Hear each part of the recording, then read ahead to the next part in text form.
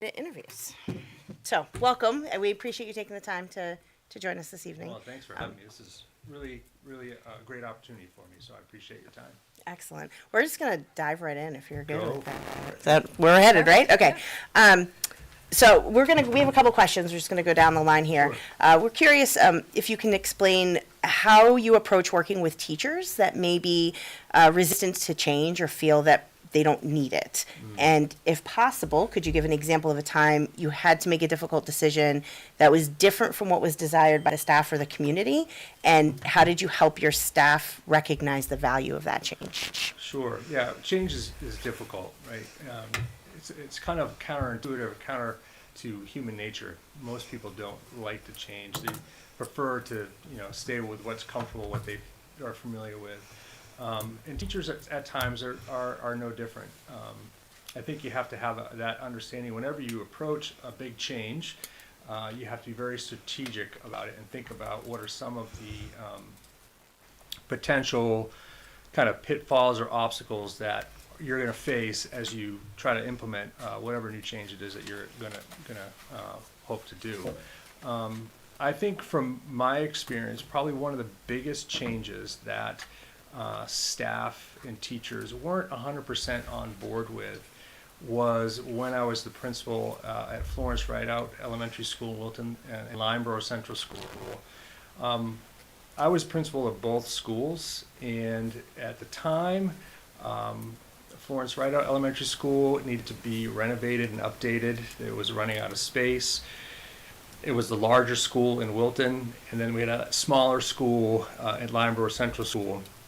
Class sizes around 5 to 8 per class, and it was a challenge because what the community, some in the community wanted, some did not, and some of the teaching staff did, and some of the teaching staff did not, was to consolidate those two schools and bringing both the populations, the teaching population as well as the student population together.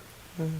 There was a lot of reasons that I can think that the staff and the community were kind of against. Mostly, we want to keep our small school. We like the community here is community based, that kind of thing. My job as the principal really was to sell it as a good idea, and I did think it was a good idea. I believed wholeheartedly that having the two schools and the population come together was better for kids. And if you can go at any change you want to bring about in a school as something that's better for our students, and really looking at and expanding upon and really thinking about what the impact it's going to have on the kids, then the change, most people will come around to it. Most will get to see that in the case of the Wilton Lineborough having a larger group of peers, that was a big benefit for our students. Being able to have a different classroom teacher every different grade level. And, in Lineborough they had the first grade teacher, second grade teacher, third grade teacher. That's all you had. But having options with whose class you were going to be in, having a greater pool of peers. So whenever you're looking to do a change at a school, and you're looking to get staff in the community on board, it really is trying to sell it as far as what are the benefits for our students. How are they going to? How is this going to improve either the academic growth, the social emotional, whatever it is that you're looking to implement. If it has an impact and you can sell it as a positive impact on kids, most people are going to move towards that change. Awesome. Yeah. Thank you very much. Tracy? Thank you.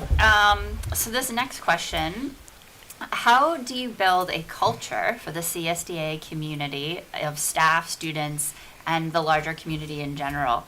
And could you cite specific examples of how you have turned the culture around for the positive? Sure. I can say that this is a real strength of mine. Really had the opportunity as a principal to come into different schools and make a culture shift, one that's positive and focused on students. culture is, defined as things that we all believe in common, and beliefs that we have in common, and sometimes those traditions and things that we do.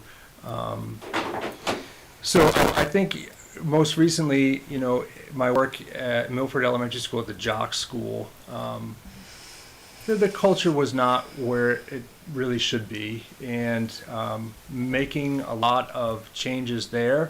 It was a difficult. We had a difficult population that was challenging with their behavior. We had a lot of staff that really just weren't happy with some of the way things were done. So to get people on board and to get people to realize that we need to make a shift towards a positive culture really is by leading by doing, and really making sure the values that we all agree with, those things that we all believe in, are forefront, and everything that we do will be about those values. Once you understand what those values are, clearly articulating them, communicating them frequently to the families, the community, to the staff, leading by example, always bringing those to the forefront. I think that the work that I've done at Jocks Memorial School and in Milford, we've really made a cultural shift. It is a lot more of a positive school environment for our teaching staff as well as the students. I think I answered your question. Yeah. Yeah, I think can I just, What would would you I- consider yourself a turnaround specialist, or do you prefer and thrive in a place where there is little need for looking at challenges and opportunities? I would say I can turn a staff and a building around. I never want to rest on my laurels, though. I always see room for improvement. I'm kind of competitive that way. I want to get better. I want to be the best. And, I know a lot about CSDA. I don't know if you know a little bit about my background in Brookline. I grew up here, right? And I know when I was at CSDA as a teacher, it was a great community.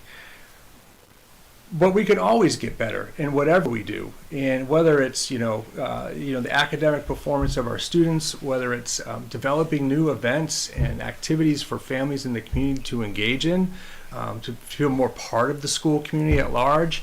I think there's always room to get better. I don't like to sit on my laurels. I always look for ways to improve any school that I'm leading and a part of. So, Thank you. yeah. So question 3, how would you encourage and promote continuous learning and professional growth for staff members? Yeah. And we'd like a specific example of a time you mentored or supported a teacher in their professional journey. Sure. I think that these days you really have to invest in your staff, in your teachers. They do come to us with a certain, we're out of college with a certain amount of skills, or from another school with a certain skill set. But as a school and as a district, you really need to invest in growing those teachers. Providing the teachers the opportunity to grow professionally is really important. I have offered lots of different professional development for staff, all attuned to the direction and the goals that we're trying to achieve. Most recently, at Jocks Memorial School, it's been our focus around trauma-informed instruction, MTSSB, dealing with students that have social, emotional, behavioral challenges. That's been our focus, and so we've brought in a lot of training and resources for our staff there. I think that when we have teachers that don't have a skill set or an area that they need to grow in, it's my responsibility as the principal to point that out, number one, but to also shower them with resources, send them to a conference, or even encourage them to enroll in a college course that will help them grow that skill set. I can think of a kindergarten teacher that I had right after COVID ended. She didn't really have a great student teaching experience, and it was remote.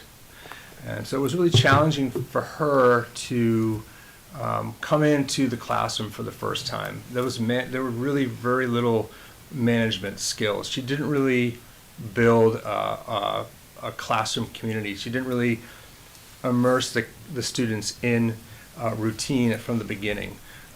So we had a lot of conversations about that, and I gave her a lot of feedback. But I want to spend the time and my effort as the principal to grow that person. This person's I've spent the time hiring them, and they've spent the time. The district has spent money. We want to make sure that they're getting to where they need to be, where we want them to be, and that takes time. I enrolled her in responsive classrooms. She loved it. She spent the week doing that course, and I think it was in Concord. She came back just rejuvenated. I know exactly what I need to do now. I think I could execute this and do this a little differently. I've had a lot of experience talking with teachers about their skill set and about areas that they need to grow in. I don't expect anyone to be perfect. And there's always room for people to grow and to improve. And so these conversations I have with staff, the relationship that I build with them, it doesn't come across as you should do X, Y, and Z. I help them come to realize that on their own and encourage them to get better. Let's do better. We can always do better, even myself. So I've had a lot of teachers that I've grown and teachers that have developed and have thanked me for it. And I take a lot of pride in that, much like when I was a classroom teacher. When you have a student that is struggling in an area and you work with them, you provide them the resources and they grow. It's what we do. I'm still an educator, and that's part of my job, is to help our staff grow and develop and to learn. So. Can I just ask a quick follow-up? So when you say that if you feel like teachers are kind of in a place where they're not really seeking professional development and you are seeking it for them or kind of encouraging them to go to conferences, how do you kind of have that conversation with a teacher where you come in and maybe they're thinking, I don't really need to be enrolling in professional development, and you're like, I think you do. How do we kind of have that conversation? That's a tough conversation to have. I think that you have to really work on helping them see the benefits of where this new learning will take them again. Not point out the deficit so much, just more, this is what's going to happen. It's going to make you a better teacher. It's going to make you a better, in some cases, a better person. This is what I think how it could improve you. There's initiatives in professional development that we do for the whole staff that teachers are always in on, and again, it's part of that whole change piece as well. We don't need this. I think I already know how to do this, and that kind of is difficult to hear, having those tough conversations with staff. And more often than not, though, they come out saying, "Oh, I didn't realize that. I really got this takeaway from it, and I'm going to apply this in my classroom from the workshop, wherever it may be." So in the end, most of the time it's successful. It really is, and it's just taking the time. Some people are there sooner. Some people are there. It takes them a little bit longer, and it's always. I hate to say it, sometimes it's the veteran staff that have been doing things for a long time, the way that they have been doing it. And I think realizing that things are changing and there can be a new way of doing things, and try something new and do something a little bit different in your classroom. Like I mentioned, I don't like to rest on my laurels. I like to look for ways to always improve and to get better at what I do. So I think that mindset, that growth mindset that comes across that we try to instill upon our students, is something we still need to work and do with our teaching staff as well. So, yeah. Great. Hi, Tim. Thanks for being here tonight. Glad to be here. So we've been talking about development and staff and students, and so now I want to talk to you about managing a tight budget, which I know, Funny. Coming from Wilton Lineborough, when you're talking about that experience, you certainly have probably done. How do you prioritize resources, and what strategies did you use to make sure that all the needs were met? Yeah, it's a great question. Developing a budget, you need to be strategic about it, right? I was just talking to Dan about the project here with the library, that you have to, think, what are your goals? And sometimes it's not something you can do in 1 year. Sometimes you have to take that project, do little pieces of it at a time, right? And not have it impact the budget so significantly in one budget cycle or one budget year. You have to really look at the project. What can we implement and do first, right? What can we, if it's a new program, can we start with just the, first grade, or can we start with the fourth grade and kind of build it year after year after year? Your priorities have to be set by the board, have to be set with the superintendent. What are some of the things that we need to get done here at the school? What are some of the things that we need to think about fiscally and be responsible about? And it is sometimes breaking things, larger things, into smaller chunks so it doesn't impact the budget year after, at 1 year. The budget that I have, staffing aside, and all the facilities, electricity, all those things. Really, my curriculum budget for the materials that we use to run the school and for teachers to use is about $80,000 right now at Jocks Memorial School. And it seems like a lot of money, but it's not when you're talking about close to 300 students, right? You have to make that money go a long way. I'm fortunate to have some great teammates in the district that I work with. We work together to procure grant funding for certain initiatives. We look to stage things in over time so it doesn't have a huge impact on the budget cycle. Those are some of the more basic strategies that we use. But, Okay, yeah, that's great. And I think, thinking about our budget process, I'm sure it's similar. The first round is, everyone's sort of wish list, right? Sure. And then as the process proceeds, we sort of have to balance between being a team player, right, and working with the board and working with the superintendent versus advocating for what you believe strongly your school and your staff and your kids need. How do you do that balance? Well, I definitely listen to my colleagues, because ultimately it's not just about me and my school, it is about our students together, right? Whether it's the high school, the middle school, down here at RMMS, it is a collaborative effort. And sometimes I have to take a back seat. Yeah, I'll still advocate for my students and my staff in my building. And sometimes, though, I have to take a back seat and really listen to my colleagues and to the board and listen to their, input and insight, looking at what are the greater needs for the district, right? What are the greater needs for our students? And that I may not be number one priority. It might be a conversation, well, maybe next year, you promise next year, that kind of thing. But it is something that we need to work collaboratively on, and we have to have a lot of discussions around. We have to be able to give and take, and I know that's part of any budget process in my experiences. I just I made a note when Johanna was asking her question that I wanted to follow up, because I think I appreciated your response about showering a teacher with resources.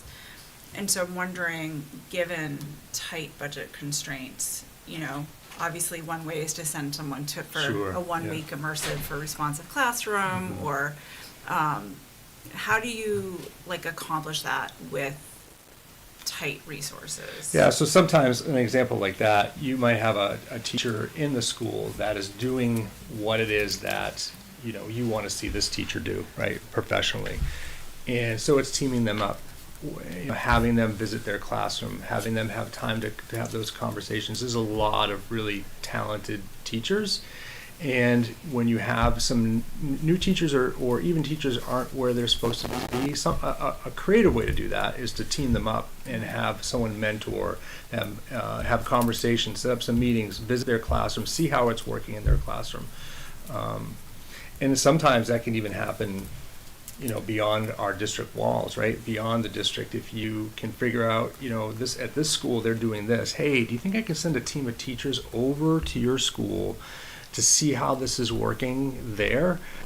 Because we're interested in doing some of that. And professionally, collegially, we can work something out, and usually just have the opportunity maybe to you know, do something reciprocal in nature for them.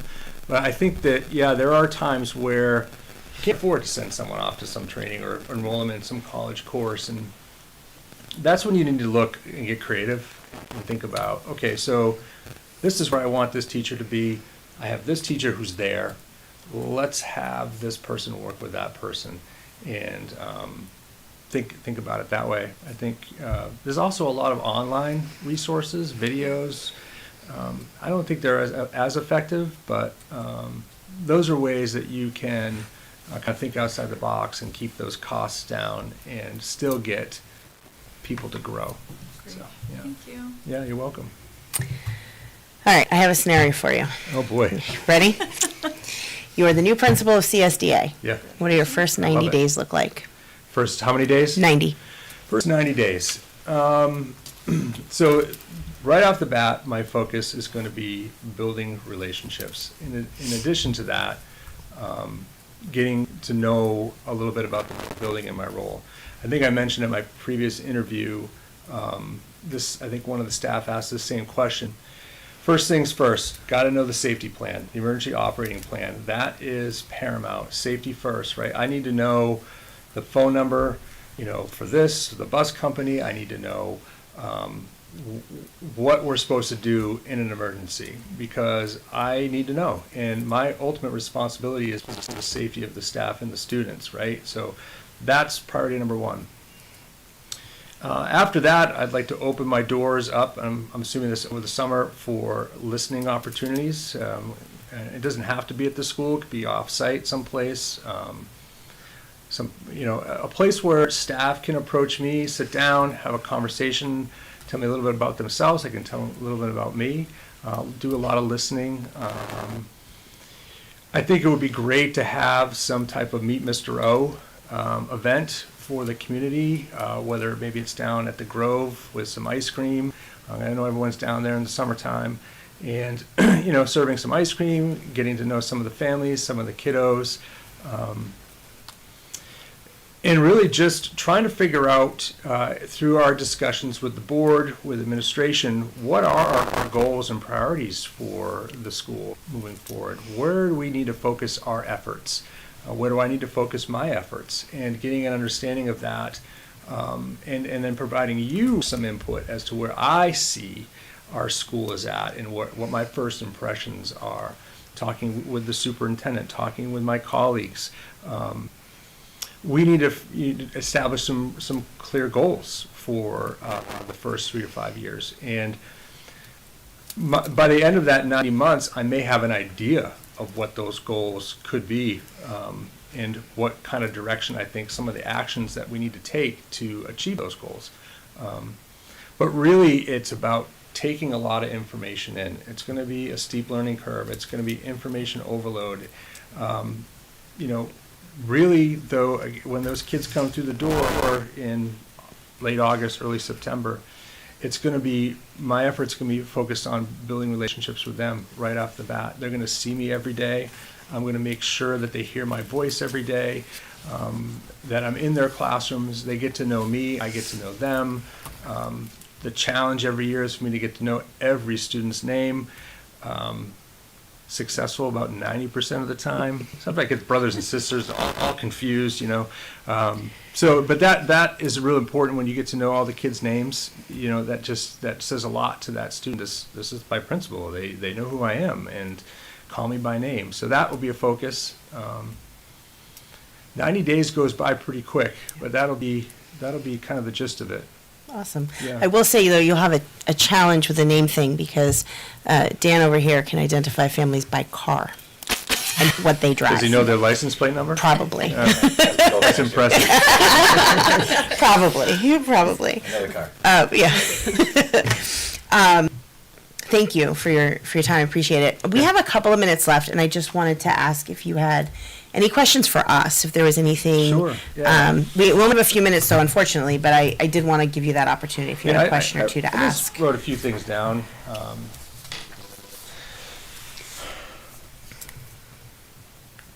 So I guess in general, talking about goals, right? Talking about what my role will be to help achieve those goals. So how does the board envision the future of CSDA, of the school, in maybe the next 3 or 5 years? And how can you see me contributing to that? I mean, I think one of our biggest concerns as a board is just, we want things to be cohesive and we want things to be collaborative. Mm-hmm. And that's for all of our schools in this district, right? So here at RMMS, at CSDA, you know, there's been some, I don't want to say issues, but certainly there's been some things brought up in regards to that. So as a board, we would want to figure out a way to kind of bring everybody back into a more cohesive flow. And so how you're contributing to that is, I would probably envision through leadership style. How are we trying to hear what people are saying, listen to what people are saying, implement that? If there are concerns, bringing it to whoever it needs to be brought to so that we can work on it and get ahead of it before we're playing catch up, because it's much better to react proactively than it is to be reactive. That usually does not work out great. Yeah. I think also as a board, I think our vision for CSDA is the growth academically is to be able to provide more we always want more for our students, right? And not just the targeted kids that need more, but the students that are where they should be, being able to offer them more as well. And when you get down, and lots of enrichment, and when you get down with a really tight budget, we would love a leader that can find those creative ways to balance that with the budget, with the demands of the curriculum. And it's a forever growing challenge. But I know we would like to start seeing some more of that, or plans and future plans of how to make that happen. Yeah, I think, just to respond to both of you, I can do that. I can really work with the staff to bring them together. I really expound upon, and I'll do this when I first meet the staff, the notion, the idea of teamwork, about working together, and how it's important to work together, because that's what we need to do for our students. And it is, you know, people are people, sometimes they don't always get along, but we need to get along in the efforts that we have, because we have a real important job, and that's to teach the kids, right, and to move them forward. Unfortunately, I think a lot of our efforts and time, does shift more towards making sure those students that are below the benchmark, right, that aren't meeting our goals and where they should be, we provide that intervention and the support for them. We shouldn't do that, however, at the expense of the other students, right? The other students still need to grow, and they still need to be challenged, and they still need to have the opportunity to learn more, right? And fortunate, at JOCS we have a What I Need time. So it's a time where those students can get that extra support that they need. Sometimes different students go to see some service providers, whatever they might need. But there's also groups of students that have, the opportunity for what we call an extension, right? So the challenging work.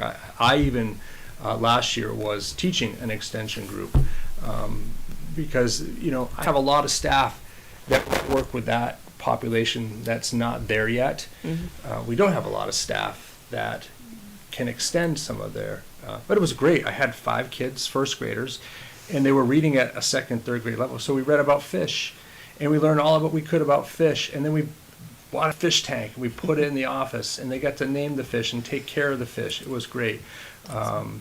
So those are the type, we can't neglect those kiddos that are already achieving what we need them. They're showing us that they're proficient. They still need to grow. They still need support and resources to get them moving forward. Can I just really quickly, ask, Really sometimes we need to look at the system and not the individual. And I think in the last 5 years with COVID, with our current situation now in the culture that we're in, there is room for innovation. And I just it's not even maybe a question or a statement. I think in addition to what my colleagues have said, I would like to see a forward thinker, like you had said, 3 to 5 years. Yes, there are challenges right now. How do we look at innovations in our system as a whole to move all of those students forward, and really look at that? Really look at 3 to 5 years and how we can reach our benchmarks as a whole and a collective. Sure. Yeah. Awesome. All right. Yes, we are at time. Thank you Thank very you. much. It was a pleasure to meet you. Pleasure Thank meeting you all for of you. taking the time. You got a big decision to make. I love to clap. Thanks for your time. You do have Thank to you. clap. Thank you. I do. I love a clap. Thank you. Do I have to open public input? Because it's on the sheet and it's technically a meeting. I wonder. think so. We're like literally in the middle of interviews. I know. And maybe, But it says public input after the interviews. Nobody's here. So I'm wondering if legally I need to open it so it can just be open. But it's after both interviews, right? Mm-hmm. Yeah, so I think you have to wait for the second interview. But then we can go to non-public if nobody's here. But probably. Okay. Just checking. Just checking. Good evening. Good evening. Would you like to introduce yourself? Welcome, Charles. Right, you go by Chaz, Charles? Chaz, yeah, thank Chaz. Great. My name is Allison Mannion. I'm a member of the school board here. We're going to go down line just to introduce ourselves. Great, Hi, welcome. Thanks for joining us, Tracy Perry. great. Nice to meet you. Johanna Shriver-Halligan. Great, nice to meet you. Kelly Zacher. Great, nice to meet you. And I believe you've met. I have. Good to see you again. Dan. Good to see you. And Lauren, I'm the director of student services. We met at the. Oh, that's right. We Yes, did. nice Thank to you. see you. Yes. Excellent. Excellent. And you know Tina. Of course. Excellent. All right. Well, thank you very much for taking the time to come this evening. We just have a Absolutely. couple of questions for you. I'd like to get to know you a little bit. So I'm just going to dive right in. Dive right You're in. good with that. Absolutely. Excellent. Great. So if you can talk a little bit about how do you approach working with teachers who might be resistant to change or feel that they don't need to change? And then the second part of that is perhaps you can give an example of a time when you had to make a difficult decision that was different from what was desired from the staff and the community, and how did you help the staff? How did you help the staff to recognize the value of that change? So Yeah, no, that's a great question. I think there's a lot of pre-work that needs to be done in those cases, because so this is my 20th year as a principal, and I think the root of that question, the heart of that question, is about culture building. I think there's a logistical answer kind of kicking around within that, but I think that's really about, how do teachers feel about themselves in the building? How do they feel about their sense of belonging within the school? And I think, teachers who feel a greater sense of belonging, this is my space, I feel valued here, I feel like I can fail forward here, I feel like my peers and administration value my ideas here. If there can be pre-work done to build that and build that trust first and foremost, the times of disagreement aren't a kind of traditional disagreement. It's more of a discussion. It's more of working together.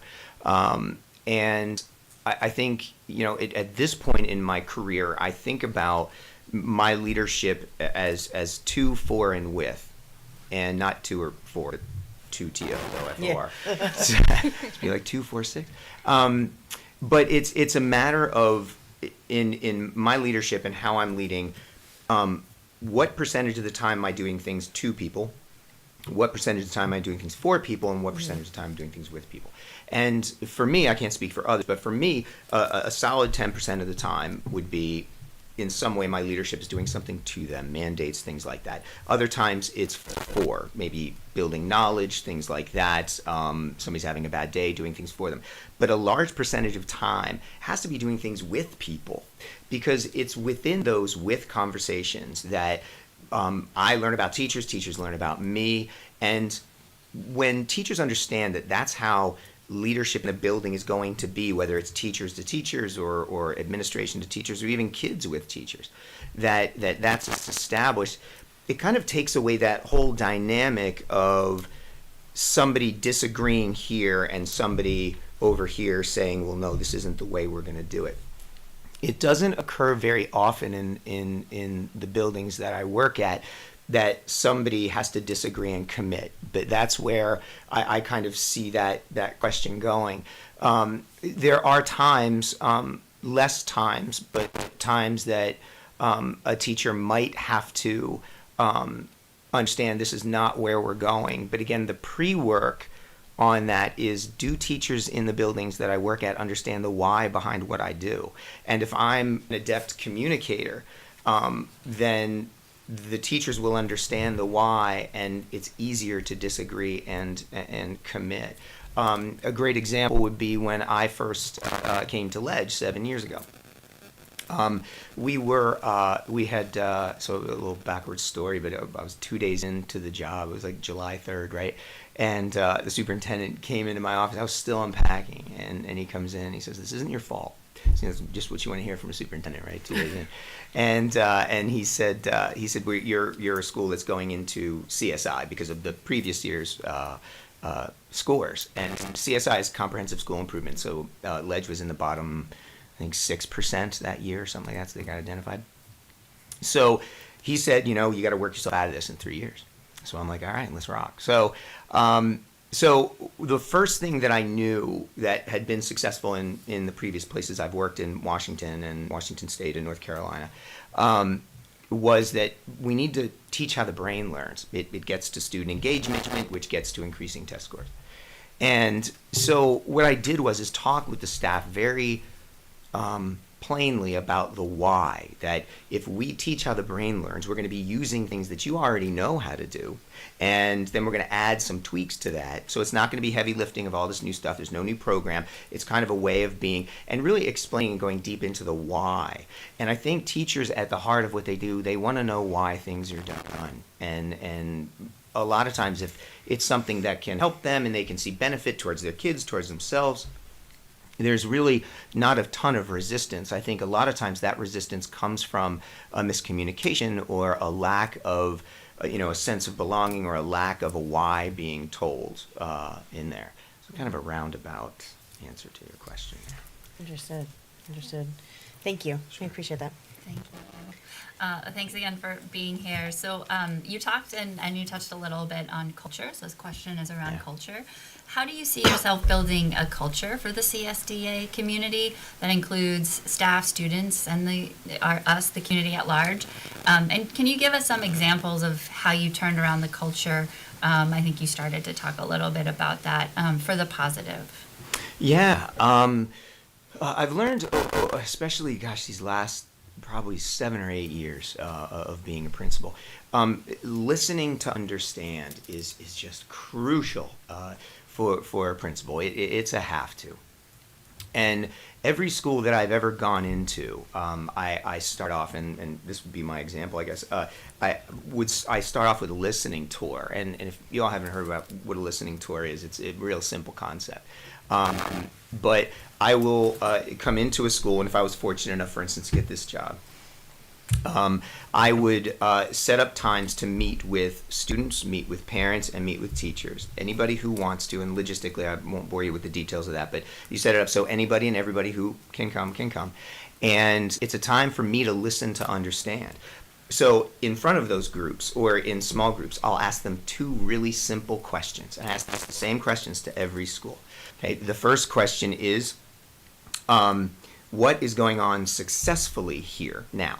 Because building off the successes is the greatest way to keep momentum going, to help build trust with people, because it acknowledges me walking in the door, there's already greatness going on here. What is it? Talk to me about that, right? The second question is, when you think about, so if I use Samuel Douglas as an example, if you think of Samuel Douglas at its most efficient, at its greatest point, at its most effective, what are the characteristics you see? What does it feel like? What does it look like? What does instruction look like? What do people interacting and teaming look like?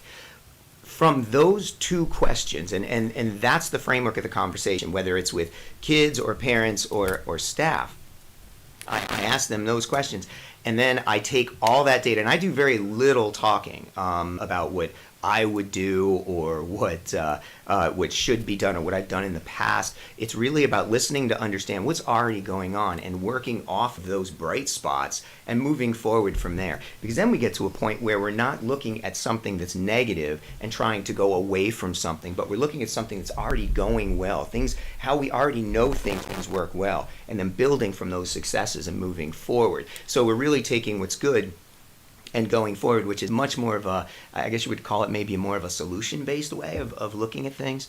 But again, it looking at the inverse of that, of talking about what's wrong and asking people what's not going right here, it really doesn't focus on kind of a positive of where we need to go and what we want to do.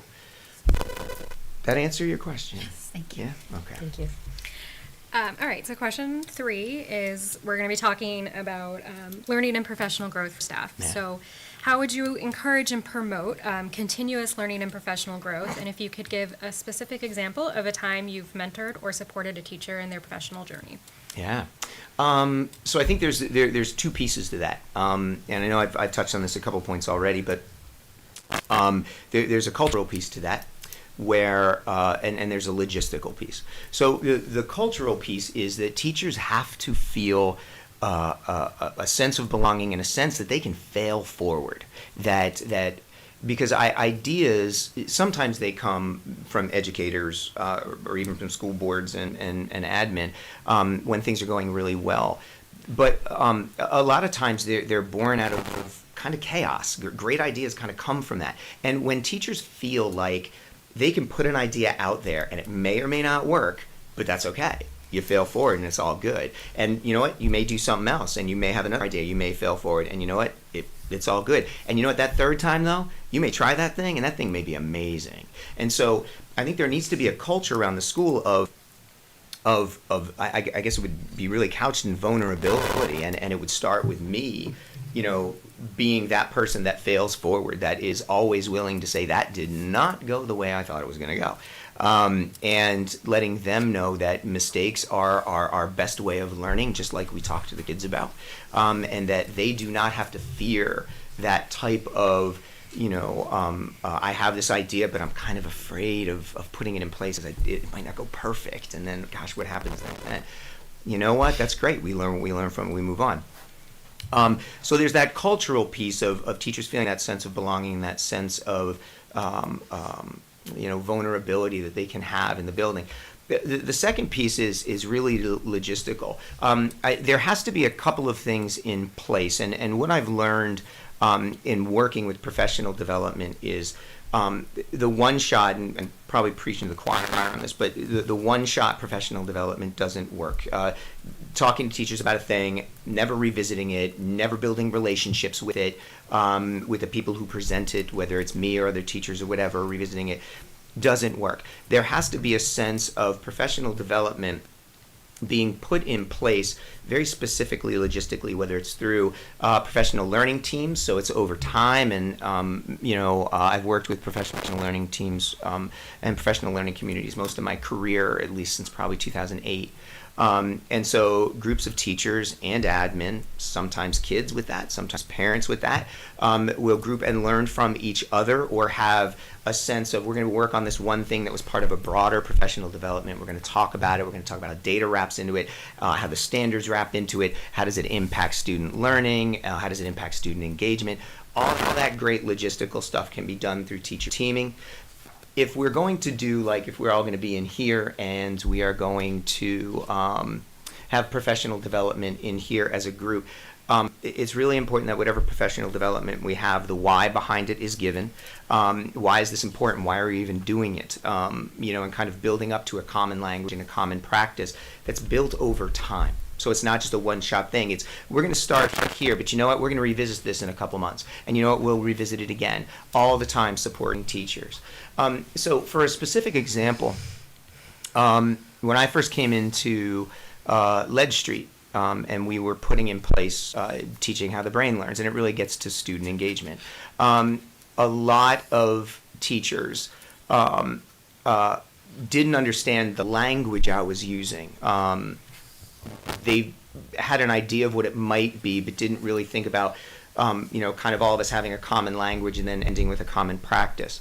So what I did was I bridged the gap there, because during my listening tour, we had veterans tell me, Chaz, listen, we have a veteran staff here. Appreciate us, please. Appreciate we have knowledge. And, I heard that and I took that in, and I realized that when we were doing PD, that there was a lot of stuff that I could pull that they already knew. So working with a very veteran staff to say, you know what, when we talk about turn and talk in the classroom, you guys have done that before. But you know what we're going to do? We're going to make sure the kids turn to each other. We're going to make sure that they look each other in the eye. We're going to make sure we have maybe a little sentence stem that they start off with if they're going to talk with each other and process their learning. And you know what? When they process their learning, it goes to a whole different part of their brain and it holds it there. So learning is going to skyrocket. So what it did was it connected it to something they already knew, which is always more palatable for somebody learning, and then coming in with something new that maybe I had given them that I had learned from something else. And so it's in that kind of working together with staff. And again, I do have to say that goes back to the very first steps that I take in a building is making sure that trust is built from that very, very first step kind of going in. Great, thank you. Great. Hi, thanks so much for coming. Now time to turn to like the money talks. Everyone, please describe a time you had to manage a tight school budget, and in that experience, how did you prioritize resources, and what strategies did you use to ensure they were met? Yeah. So great question. So entering CSI back in 2018, I had worked with grants and big budgets before, especially with most of the schools. I've worked at least half of them have been schools that receive Title I funds. So always working with millions of dollars, hundreds of thousands of dollars each year. And what I found is, I'll take the CSI example because it's probably the best because it had to be the most focused, because we, as the superintendent told me on my third day, we're working out of that in 3 years.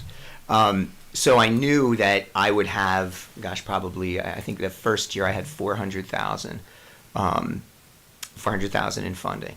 And so my first thought was, and again, not knowing the school yet, was how are we going to spend this money? And if we spend this money in the wrong place, then all of a sudden, my goodness, that's a huge waste, and we're already back a few steps.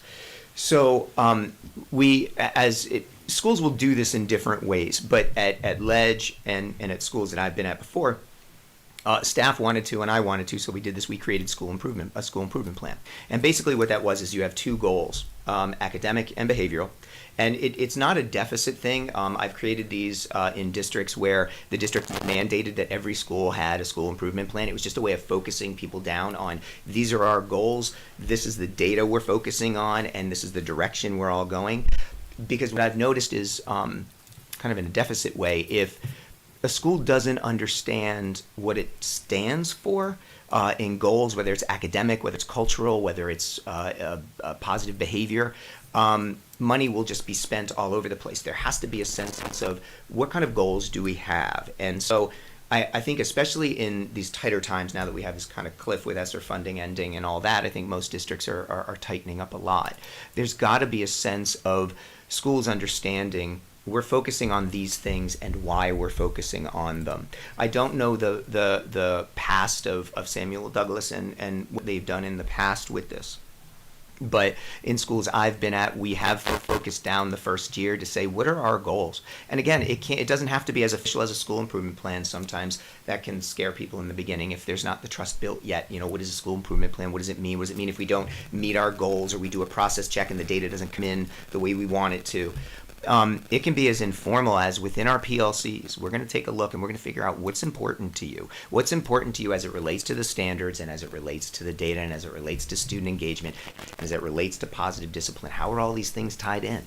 And when we kind of focus down on what it is that's important for us instructionally and with positive behavior and with the culture of the school, then we're able to say, okay, it's a no-brainer. We're going to take the money and we're going to put it here. Okay. For our budget process, a lot of times we're starting with like one round of budget, and a lot of times the principals and the administrators have wants and needs, to improve their, learning for their staff or their educational opportunities or curriculum changes, things that the students might need or want. And as the process goes on, those things get widowed away. And so can you tell us about a time like how you've balanced being like a team player, being part of that process, trying to like think about the greater good of the district with this small pot of money, and still advocating for your school? Yeah, I think in my career, I've learned to do more with less. Having living through as an administrator, the Great Recession and times like that when, man, everything was cut. And, I remember those days where I had money taken out of my budget in March in those years. If there was money left over, it would just disappear. And district office would say, we have to take this. It was in there, and yeah, it goes.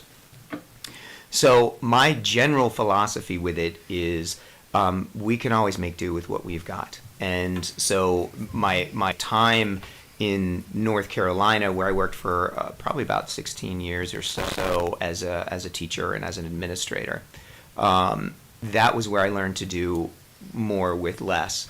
And so again, I think it does come back to there are those things that when a school has goals or identifies whether it's very formally identifying goals or very formally identifying these are the things that are important to us instructionally or material-wise, or if it's kind of a work in progress, depending on where the school's at, that's where it keeps going back to kind of what you were asking in the first question. There's things that I would love to have. I would love to have, smart boards in all my classrooms at Ledge, right? But that's not something we have the money for. What I do need is Eureka books, Eureka math, books. So, sometimes we have to dive back to what are the things that we're focused on for goals and for priorities and go with those. I've worked with teaming with other principals. So Nashua has 12 elementary schools. So the 12 of us always work together, talk to each other about what we need. So I think there has to be trust built, I think within administration for that as well, that people just have an idea, we'll ask for what we need, and at times ask for what we want, but know that want is truly that. And so if it doesn't come through, the reaction isn't the same as if I don't get what I need, if that makes sense. Good? Okay. All right, scenario time. Great. Ready? Perfect. Fire away. You've been named the new principal of CCSDA. Talk to us about what your first 90 days looks like. First 90 days. Yeah. So this goes back to kind of how I answered it with the listening tour. So I've seen a lot of principals over the course of my career, and the ones that have been most successful are the ones that, again, go in first listening to understand, and the ones that I think maybe didn't meet their potential as they could have were ones that went in and said, I know what to do. I've never seen your school before. I haven't really talked to anybody, but I know exactly what's got to happen here. Follow me. There is just less of a chance that is going to be something that I think hits the mark. So I think it starts with that listening tour that I described. It's going to branch out from there in whatever way comes from those positive conversations, because those positive conversations will then set the priorities for whatever data is harvested from that listening tour will set what's going to happen within the first few months of school. What I can say is that there are certain things that I will always do coming into those first 90 days. Logistically, I don't like coming in to say, well, teachers need to change this, and kids need to change this, and parents need to change this, and for a school, but I need money to do this. I think that's kind of jumping the gun a little bit, but knowing that the very first 60 days or 90 days or even longer will be about building culture and building trust and understanding who we are as a school together now, and developing that sense of relationship between myself and the kids, myself and the staff, myself and the parents, myself and the admin and the school board, and building those relationships right away it's usually something that's important to me. I like doing it, but it really is the base or the glue that holds everything else together. So again, it would start with that listening tour, but I guess logistically, understanding that, there are times I would like teachers to meet with other teachers. So looking very carefully at what professional learning communities are like within the school. How do teachers talk with each other? How do leadership teams interact with each other in the school? And by leadership teams, I mean, teacher leadership teams. So at Ledge, we have an academic leadership team and a behavior leadership team as teachers. But it's in schools that I've worked at, we've had student leadership teams, and I was led around the school by 4 amazing kids that were great. But I'm going to sound old for a quick second, but kids these days, right? Anyway, kids these days, I should say it in an old voice. But kids these days, they have such a keen sense of fairness. They have such a keen sense of where am I at in my world, and they have a very keen sense of how I can fix my own world. And this is what I would like to do. And so I think tapping into that is crucial. So having student leadership teams. And in previous schools, previous to Ledge, I've had student leadership teams interact with teacher leadership teams that have interacted with PTO. And it's just so great seeing them all interact together and the ideas that come and how kids feel empowered about their world and about what they can do to change a school. So it's pretty amazing. So I think I would come in and I would take a look at what leadership teams are set up in there. I wouldn't automatically say we're creating this team or that team. It would have to be about what does this community want? What has the community had before? What has been successful? For all I know, they have all of this in place right now, and we could build off of all that. So leadership teams, teaming, things of that coming into place. And then I think just gaining an understanding of student engagement would be the other thing that I'm going to really focus on coming in. Mostly because without student engagement, nothing else happens in a school. And it's more asking questions about it and listening to understand and understanding how student engagement is within a school, and what that looks like, and what is the definition of student engagement in every school can be different. So I think doing something like that and looking at student engagement, yeah. Awesome. Thank you very much. Sure. Definitely appreciate it. We have a little bit of time, so why don't you just give you an opportunity if you've got questions for us, make sure we have the time to answer them. So. Yes, I do. I have a question. Feel free to say, little man, you're not going to get an answer to this. Budget-wise, kind of just opening this up, like where is the district at, kind of thinking about budget as Well, I've got a YouTube link for you to Oh boy! So Great. yeah, I have a lot of feelings about that. Brookline is we're an SB2 district, so we have basically 2 budgets. We go through 4 rounds of a budget process here. I think we're at 12 million, something around 12 million this year. We also have a tax cap right now, so we have an 8% tax cap. So that plays a big role in our budget. I feel like it's split pretty evenly based on the needs of both of the schools, but I mean, I believe, and Dan, you can correct me if I'm wrong, both the principals are in on those conversations through the budget rounds, yeah, so great. you would definitely be involved in that. We then also have a default budget, because if our presented budget doesn't pass, then we go to the default budget, which kind of just cuts out all the new things that you wanted, keeps us at the level that we were before. So, I mean, that money is covering, your teacher salaries, teacher professional, equipment. We try to do a good job of phasing out, equipment that's being broken or used, so computers, chairs, heating systems, all of those things. That might come in a separate bond, which is what it did this year. But we then go to the deliberative session and we present it, and everyone gets up and kind of asks their questions, and then they vote on it 6 weeks later. So, in a nutshell, that's how our budget works here. That's different than the co-op, which has a town meeting format and hall. So we're the only one that does that here. But it's, I mean, if anyone else wants to. Is that what you meant by Yeah. how it works, or Yeah, you were kind of touching on it as you were going through it. I can see exactly what you're saying. Yeah, just kind of wondering where you were at yes to all that.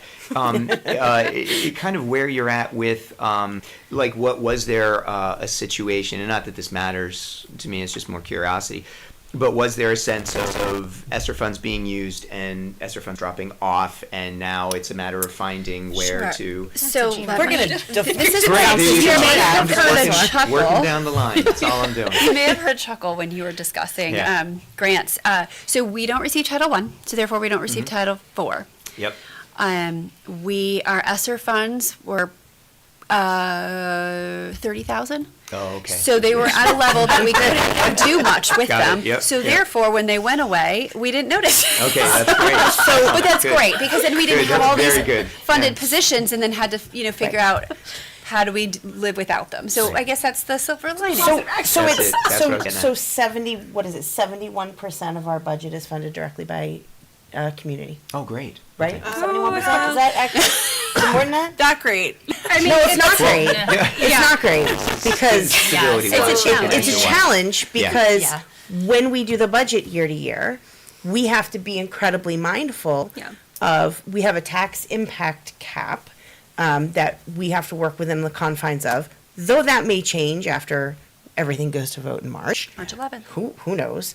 There's a lot of things on the table this time around, but the point is, we are essentially town funded, and so as you progress year to year, if we have major maintenance items or if we have teacher contracts coming up, that's going to impact wish lists. It's going to impact a variety of things if we have a need for teachers. So it's a big balancing act. So our budget process starts October. Well, it actually starts in September, July. Like July. it's a Yeah. year. Yeah.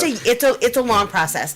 We as a board, we want to be as supportive, and I think all of us are incredibly supportive of ensuring that our schools get everything they need while trying to give them everything they want, while also balancing the needs of our community and ensuring that we're not taxing them to death. Wow. So it is a long process. Also, it's a contract year next year, so just putting yeah. that out Boy, there. there you There's go. a lot of So things, it's but our turn to contract Yeah. next year. yeah, Yeah. yeah. Couple So of things that's on what your that plate. looks like. Just a couple. So no, we're not really feeling the Yeah. impact. Now, I will say our administrative team is amazing about going after grants, finding different ways to bring in additional funds, but that is not a guarantee every year. Yeah. And so we have the job of being mindful that we can supply needs. And yeah, it's a fun I process. I think one of the things that that the administration has done very, very well is making $1 out of 15 cents. That's difficult sometimes for us to get some kind of balance those wants and needs. But I would say, I think to Allison's point, the community and socialization of our wants and needs is really important. The community does have a fairly, I think they have a voice. Yeah, they absolutely do. They will also contribute when they can. We had the PTO that helped put the playgrounds in, and like Yeah, and they. I think like the PTO, or we got funding for the rock wall. I don't know if the rock wall here Yeah. is still happening. We, but we yes, had an Eagle yeah. Scout or a Boy Scout build Yes, something. Build we a get a lot shelter of over at CSDA. Eagle Scout and Girl Yeah, Scout yeah, projects. Great. Yeah. If Small only the town Girl living. Scouts could build us a new school. I know. I don't think you get a badge for that. That would be a so. That's a lot of You would cookies, get a Gina. lot of cookies. I mean, listen, I'm A lot willing to of buy the badges. cookies, but I don't know. I do like those cookies. Does that help answer your That question? does. I mean, Awesome. and it kind of fits. I didn't mention this, but I looked at this district because I had noticed, just kind of by happenstance, the mission and vision of the district and the school, and it's very the vibe of it is very collaborative. It's very together, and I can see how you guys are grounded just from how you're talking about things. That there's not just a reliance on everybody, but there's a way that you all work together here. Mm-hmm. And it was interesting. My wife's a teacher, and when I looked at this job, I've always wanted to do a grade 4 through 6 school and never had the opportunity. So I think it's really progressive. You guys do that. 5th grade, I just want one more year with them. Just give me one more year. Right? And but my wife looked at that and she's like, oh my gosh, like that's the way you run your school.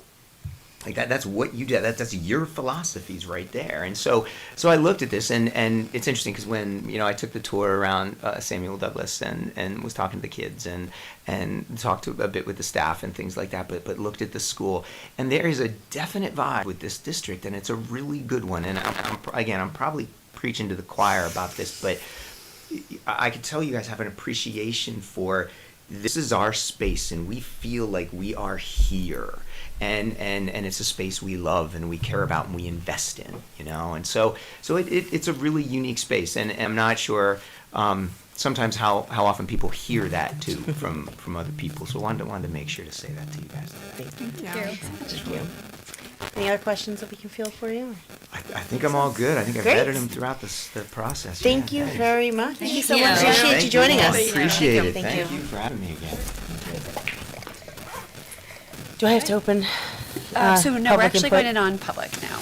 Yeah, but do I actually, since we're a formal meeting, do I have to open public input? So it's not actually, Oh, it's not on our agenda? we go into non-public and then we go into public input. Yeah. Okay. All right, so let's, if we can take a roll call vote to go into, We need a motion.